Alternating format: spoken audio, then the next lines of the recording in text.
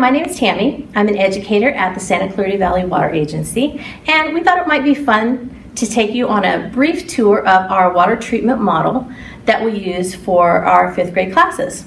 Now, before we actually start explaining the model, we wanted to take a minute to talk to you about where does our water come from.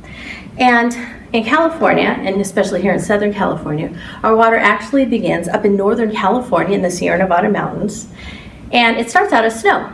And as the snow melts, it goes down through a variety of streams and into a large lake called Lake Oroville, which is way up here in Northern California, even above our state capital of Sacramento. That water then flows out of Lake Oroville down through the Feather River and the Sacramento River, and eventually down into a long man-made river that is called the California Aqueduct. And as the water makes its way south to us, it travels almost over 600 miles to get all the way to us here in Southern California and in Santa Clarita.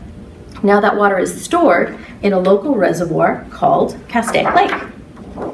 You may be familiar with Castaic Lake. If you've ever been up to Castaic Lake, you probably noticed that it's in 2 parts. And one part is a lower part called the lagoon. And in the lagoon, this is usually where we swim, we can do a little fishing, but our drinking water is in the upper lake. Now the upper lake looks like this, and it's above the dam, and you can't see it, but right behind the dam is a tower, and that is where our water treatment model begins. This tower is our inlet tower, and this is how we get the water from the lake to the treatment center. Now the tower is as tall as a Superman ride at Magic Mountain, if you've ever seen that. So this inlet tower is where our water begins as we pull the water in from Castaic Lake. It goes in the inlet tower, and then it goes into a big pipe. In fact, it's so big that a bus could drive through it and not even touch the sides. Now, behind me we have a very old photo of this pipe from when they were constructing Castaic Lake and the dam. Now, as the water comes through this large inlet pipe, it's bringing the water to our treatment plant up above Central Park. And before it can get to us, it has to go up a hill. And so it needs a little help. We have a pumping station.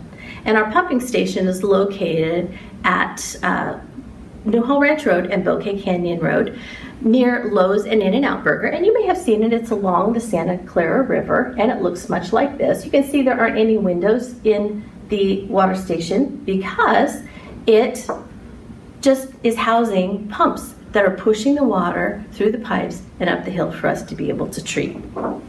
Now, as the water comes into our treatment plant, we do want to measure how much water is coming in, because although we can treat up to 66 million gallons a day, oftentimes that much water isn't needed. Let's say it's raining. And if it's raining in Santa Clarita, people aren't watering their lawns, they aren't refilling pools, and they aren't using the water outside as much as they would be. And so the amount that we need to clean for people to use in their homes will be a lot less. So we always measure the water as it comes in at our inlet flow meter. Once the water comes in through our inlet flow meter and we know how much water is coming into our treatment facility, we then want to treat it and remove any of the bacteria or impurities from the water. And one of the best disinfectants we've found for killing bacteria and other impurities is ozone. And we make ozone here at the Rio Vista Water Treatment Plant. And the way that we do that is that we take oxygen. On our model, we represent that with an air tank. But in real life, we have a large oxygen tank, and we take that oxygen and we send it to our ozone building, where we have some generators that shock the oxygen with 4,000 volts of electricity and turn it from O2, oxygen that we breathe, into O3, ozone gas. Now that ozone gas is then put into the water as it's making its way through the treatment plant, and that ozone comes in contact with the bacteria and other impurities, and it kills it. Now, the amazing thing about ozone is that it doesn't stay in the water. So once it's killed the bacteria, it makes its way to a large building, and that large building is called an ozone contactor. All right, as the water moves from our ozone contactor into our filtration process, I just wanted to remind you that we use this model for education for 5th graders. And so much of what we show here is a simulation of what's taking place in our water treatment facility. And therefore, usually when we are showing the ozone turning from ozone back into oxygen, you'll see bubbles rising up through this ozone contactor because we actually add water and let the students simulate water treatment.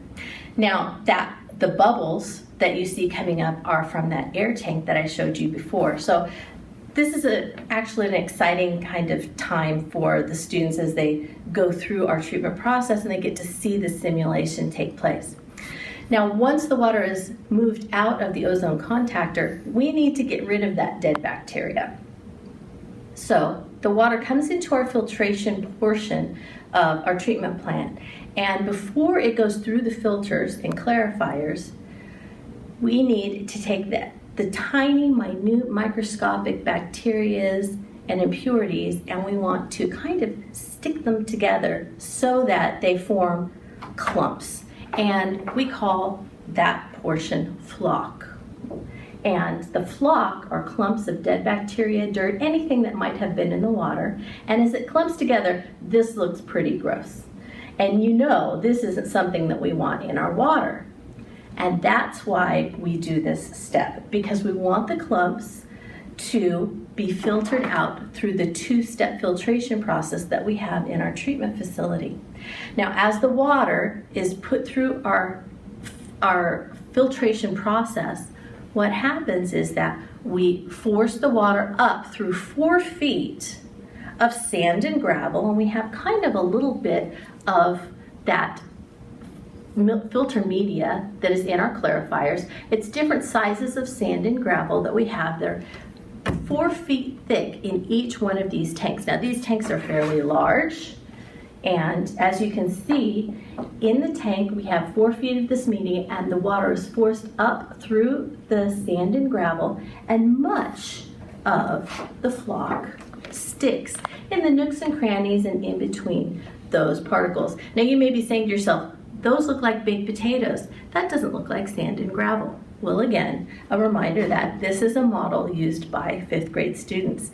And if we were to dump the sand and gravel into each of these tanks, it would be very difficult to clean it out every time. Now, then the water travels over under our control building and into another set of tanks. Now, these tanks are actually called filters, and the water comes in from the top of these tanks, and at the bottom of the tanks there are 6 feet of anthracite coal. And this anthracite coal is a fabulous filtration media. Once the water soaks down through the 6 feet of anthracite coal filtration media, it then exits through the filtered water piping, and we add some chlorine disinfectant, just a tiny, tiny bit of chlorine to keep our clean water clean as it makes its way through the rest of the process. Now, the clean filtered water makes its way to a building that is a favorite of many that come visit, especially our students, and it looks a little bit like a carousel. It's called our water level control structure, and a couple of things happen in this building. First of all, this building helps keep our water at an even level throughout the plant so that we don't have any of our tanks overflowing. It also helps us to keep air bubbles out of the pipes. Now, this water level control structure is the last time that the water is actually open to the air before it gets to your house. And so at this point, we've added our little bit of chlorine and our little bit of ammonia to form something called chloramines in the water, and that is going to protect our water as it makes its way through miles of pipes from our water treatment facility to your home, so that it keeps it clean and it keeps it safe for you to drink. All right, once our water leaves the water level control structure, it makes its way into our storage units, which are called clear wells. Now, these clear wells are both about the size of a football field, soccer field, something like that. They hold 16 million gallons of water each, so we can store up to 32 million gallons of water at a time here at the Rio Vista Treatment Plant. Now, our clear wells have cement liners in the bottom of them, and then they are covered, completely covered with large tarps. And these tarps are very heavy tarps. In fact, they're so heavy that our maintenance workers can walk on the top of them. They have floating sidewalks. They can walk on the top so that they can still test the water and things like that. But the reason that they're covered is because that protects the water once we've treated it and cleaned it until it makes its way out to your house. Now, once it leaves the clear wells and we're getting ready to send it to your home, it's going to go out, and we're going to measure it one more time. We're going to let it go through a flow meter that is our treated water flow meter as it leaves our treatment plant, so that we know how many millions of gallons of water came in when we measured at the inlet flow meter, and how many millions are going out when we test it at the treated water flow meter. Then the water leaves our facility. It is then mixed with groundwater from the Santa Clarita Valley wells, and that's the water that comes to your house. It's about 50% of our treated water from here at the Rio Vista Water Treatment Plant, and about 50% of the groundwater from the Santa Clarita Valley. Now, once the water is on its way to your house, we want to remind you that all through this process that we've been talking about, treating and cleaning the water, that the water has been going through tests. We test the water over 450 times every single day in our laboratory on site. That's 150 tests that they do 3 times a day on the drinking water here in our valley, so that we are assured that the water that we're sending to your home is safe for you to drink. We want to thank you for coming along with us on this very brief tour of our educational model of the Rio Vista Water Treatment Plant. We hope you found it fun and educational.